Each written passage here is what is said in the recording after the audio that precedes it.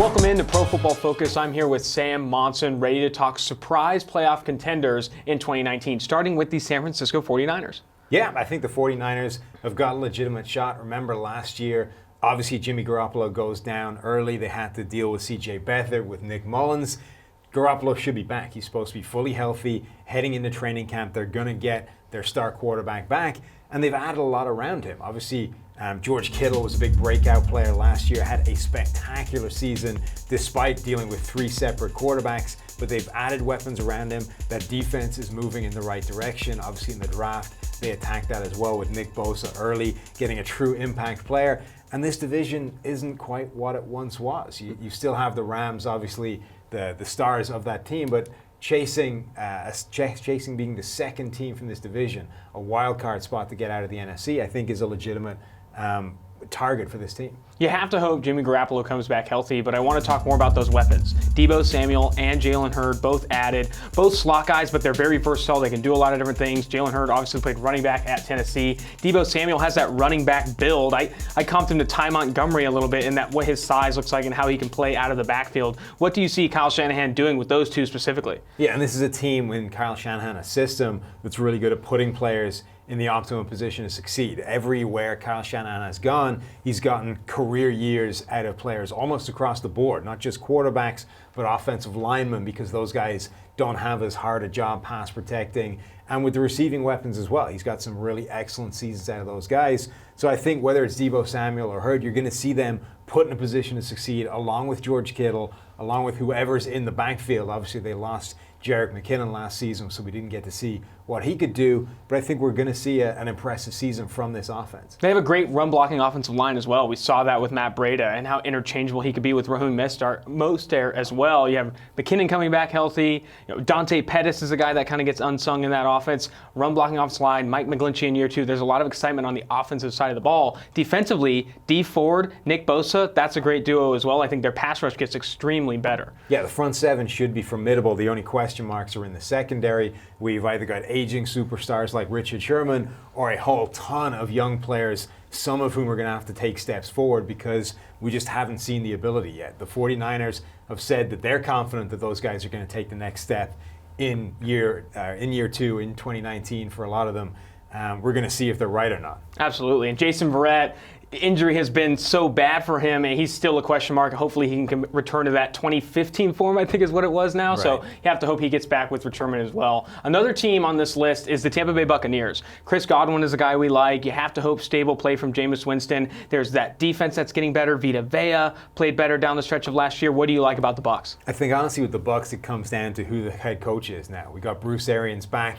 After his retirement, he said it was going to take something special to tempt him out of retirement and back into the league, and the Bucs has been that team. And, Jameis Winston has been this boom or bust quarterback throughout his career, hugely inconsistent, hugely volatile, but capable of spectacular play. Now you're teaming him up with Arians, who's a guy that's worked with Peyton Manning, with Ben Roethlisberger. It's gotten a career year out of Carson Palmer in the desert back in 2015 with this deep down the field offense, which is where Jameis Winston has been at his best. I'm really excited to see what that combination of Bruce Arians and Jameis Winston is able to produce, because if it isn't able to get the best out of Jameis Winston, nothing will. Absolutely. And you look at Jameis Winston, Mike Evans, Chris Godwin, Bruce Arians, you have to like that combination on the offensive side of the ball. Defensively, you have Vita Vea and a corner I really like coming out of Central Michigan, Sean Bunting. Early reports out of training camp have him playing in the slot, a bigger slot corner, but he has all the tools to succeed. Bunting, among others, makes this defense better in 2019, don't you think? Yeah, he absolutely should. I think they're a bit like the 49ers in that the question marks in this team are going to be on the back end, they're going to be in coverage, they're going to be on defense. That's not where you want your question marks to be, but you hope that this offense can be spectacular enough that they're not big enough issues to pull them back. And Devin White is an upgrade over Quan Alexander, in my opinion. His ceiling is a lot higher, maybe floor is a little bit lower. His run defense still needs to get better, tackling, etc. But Devin White is outstanding in coverage. I'm excited to see him play.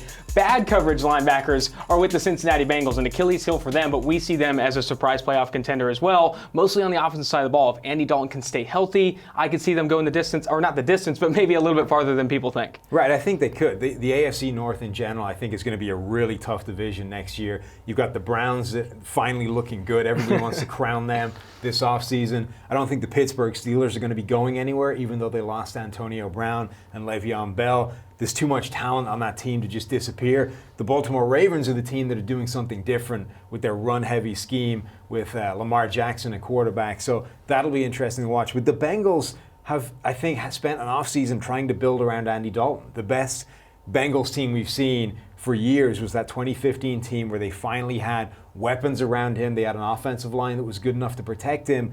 They've kind of gone back to doing that. Jonah Williams, the Alabama offensive tackle, was their first-round draft pick. He's an absolute stud, a blue-chip prospect. They're giving him protection on that offensive line, and they, re-sign some weapons. They bring back Tyler Eifert for the 2 weeks. You can count on him until he goes down again.